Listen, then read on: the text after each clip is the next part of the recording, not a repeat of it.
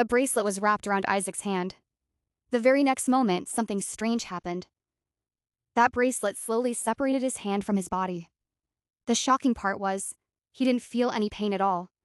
Then, a capsule was inserted inside his hand, and the wound healed on its own. When Isaac opened his eyes, he was drenched in cold sweat. He thought it was just a dream, but the pain in his hand felt very real. To calm himself down, Isaac tried to turn on the TV, but suddenly the TV disappeared. He was completely shocked. He reached his hand forward and started feeling around. His fingers collided with something invisible, cold, and strange, and the very next moment, the TV reappeared in its place. Isaac thought maybe he was losing his mind. To find the truth, Isaac went to the hospital. The doctor told him that the bone in his hand was broken, but the cut was incredibly clean, as if it had been sliced by a machine. And the strangest part, there was no wound on his skin. Isaac was a computer engineer who, along with his friend, sent a signal out into space as an experiment. After some time, he actually received data back. Isaac also had a habit of logging his daily life, documenting everything on camera. One day while hiking, he witnessed something extraordinary. A mysterious object ascending from the sky. It wasn't just him. Other people in the area could see it too. As police rushed to the scene, Isaac managed to reach the location first. Right in front of him was a UFO, an alien spaceship. Excited and nervous, Isaac tried to capture the moment on camera, but before he could fully process what was happening, the spaceship suddenly vanished. Just then, an alien appeared behind him. Shocked and panicked, Isaac somehow managed to point his camera at it and start recording. However, the alien ignored him and walked away. Sensing danger, Isaac carefully began to run. Suddenly, a bright blue light flashed, and everything went dark. Isaac instantly lost consciousness. Later, after returning to his office, Isaac showed the footage to a colleague. The video clearly suggested that he had been abducted by aliens, but his friend didn't believe a word of it. Determined to prove the truth, Isaac went home and uploaded the video to YouTube with the title, Abduction. Claiming he had been kidnapped by aliens, the video quickly went viral. The next day, media channels started calling him for interviews. During one interview, a reporter questioned him intensely, asking how he managed to have a camera ready at such a perfect moment. Isaac became confused and couldn't answer properly. The reporter dismissed his story as a hoax and ended the interview abruptly. Soon, news channels began broadcasting that Isaac had faked the video just to gain fame. Frustrated, Isaac started searching online for other alien abduction victims. While browsing, he came across a comment from a girl who described experiences identical to his. Curious, Isaac contacted her and arranged to meet at a hotel. When he arrived, the girl introduced herself as Sarah. Isaac showed her his footage and some historical UFO-related images. Sarah then told him about a man named Carl who had allegedly been abducted by aliens in Alaska in 1989. According to her, Carl had even passed a lie detector test, but mysteriously disappeared afterward. Before parting ways, Isaac gave Sarah his number and asked her to inform him if she found anything more. The following day, Isaac set out to send his video to people who had written about alien abductions online.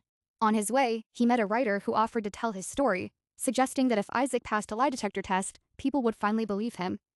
Taking the advice, Isaac underwent the test and passed.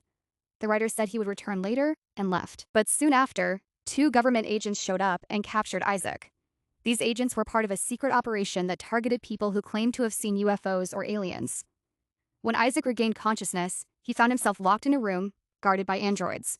Sarah had also been captured and was held in a separate room.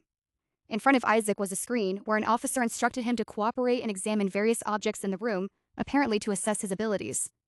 The officer then showed him a picture of Carl and asked what he knew about him. Isaac claimed he didn't know anything. Suddenly, Isaac felt something strange. As he stretched his hands, the screen in front of him fell. Realizing something had changed within him, he went, looking for Sarah. But the androids confronted him. In a sudden burst of strength, Isaac managed to destroy them and took their weapons. Moving forward, he found Sarah, freed her, and together they tried to escape. However, all the exits had been locked by the officer. That's when it became clear Isaac had developed some kind of power. Using it, he managed to unlock a door and escape with Sarah, even sealing it behind them.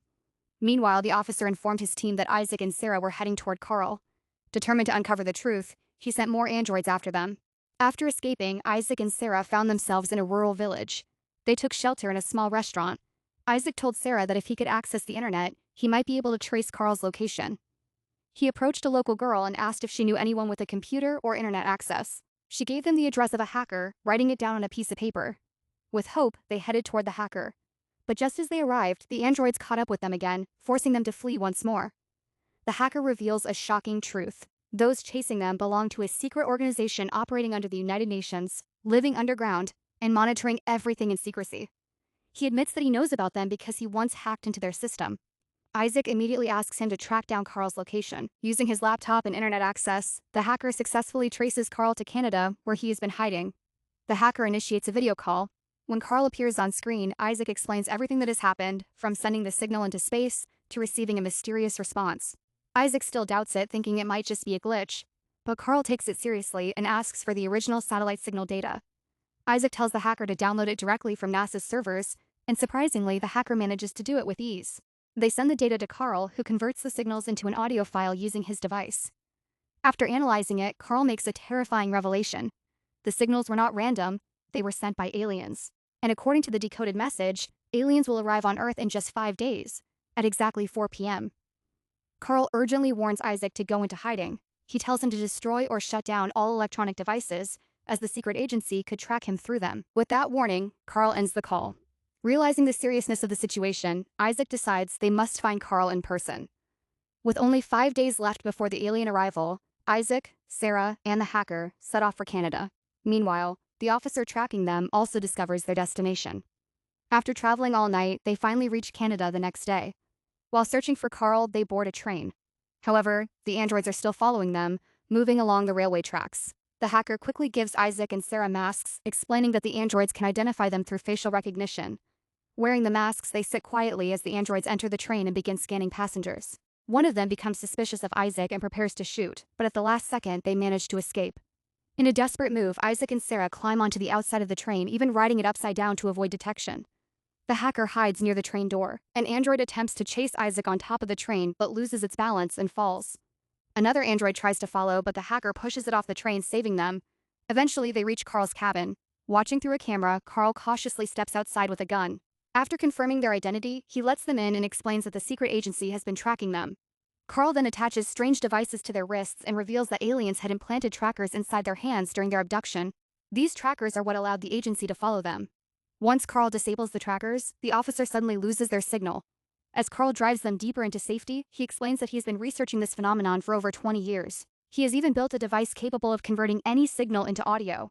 He reveals that he too once sent a signal into space and received a reply, but it wasn't as strong or clear as Isaac's. Soon the moment arrives, just minutes before the spaceship is expected to appear. Strange, eerie sounds begin to echo around Carl's cabin. Sensing something unusual, Isaac steps outside to investigate. In the nearby forest, he searches for the source of the sound. Suddenly, an alien appears and begins chasing him. Isaac, terrified but desperate, shouts, "What do you want from me?" The scene cuts to black. Moments later, Isaac is back inside the cabin, and this time, the alien is with them. Using his device, Carl manages to translate the alien's language into something they can understand. The alien reveals their true purpose. They want to study humans. They are curious about how humans live, survive, and why Earth is so different from other worlds. As they speak, the alien shows them visions, asking questions about human history. In one vision, they see Jesus Christ. Isaac explains who he is. The alien responds that they already know about him and consider him a unique and significant figure in the universe. Then comes the most shocking revelation. The alien tells Isaac that he is the answer to all their questions. Sarah then complains about pain in her hand since the abduction. The alien explains that they had implanted tracking devices in both Isaac and Sarah. To prove it, the alien places a device on Sarah's hand. Her hand splits open without pain, and the tracker is removed before instantly healing. But just as the alien is about to remove Isaac's tracker, the officer and his team arrive outside the cabin. They threaten Carl, warning that they will kill him if he doesn't come out. Carl steps outside and the officer confronts him about his father. It is revealed that years ago, during an incident involving Carl, the officer's father disappeared. The officer believes Carl is responsible. Carl denies knowing anything, but the officer refuses to believe him and shoots him. Seeing this, Sarah rushes outside, exposing their presence. The officer realizes Isaac is inside and threatens to kill Sarah if Isaac doesn't surrender. When Isaac hesitates, the officer mercilessly shoots Sarah. At that moment, Isaac's tracker is finally removed. The alien urges him to use his telekinetic powers. In a burst of emotion and power, Isaac acts. He first teleports the hacker out of danger just before a deadly laser attack hits the cabin. Then, stepping outside, he uses his abilities to make the officer and his entire team vanish instantly. The hacker watches in shock, unable to comprehend what just happened. Meanwhile, the alien revives both Carl and Sarah. It takes them aboard its spaceship and transports them to a safe location. The story then jumps 6 months into the future.